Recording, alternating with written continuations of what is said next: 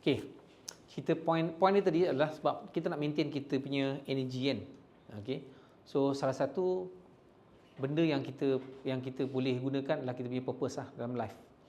Dan kita, yang saya sebut cerita tadi, kita fokus on kita punya life blueprint kan.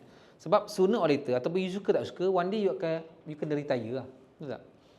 Cuma bila kita dekat bahagian kewangan, kebanyakan adalah kita cuma nasihatkan orang, kita sendiri tak pernah terfikir.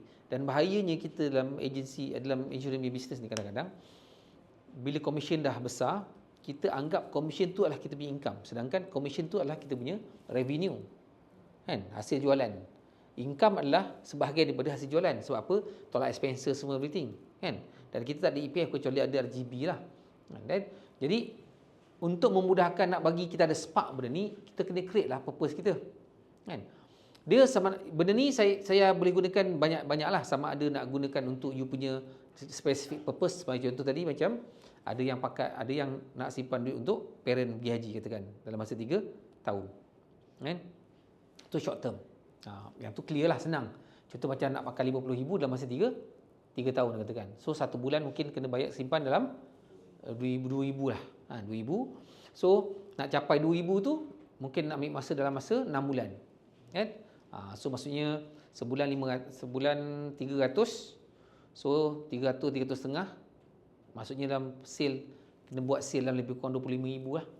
So 25,000 ataupun 30,000 maknanya 6 bulan 180,000, you dapat income extra 2,000. So start dari situ, duit tu simpan setiap bulan konsisten selama 2 tahun atau 2 tahun setengah untuk dapatkan 50,000 dan boleh hantar pada parent you pergi haji lah.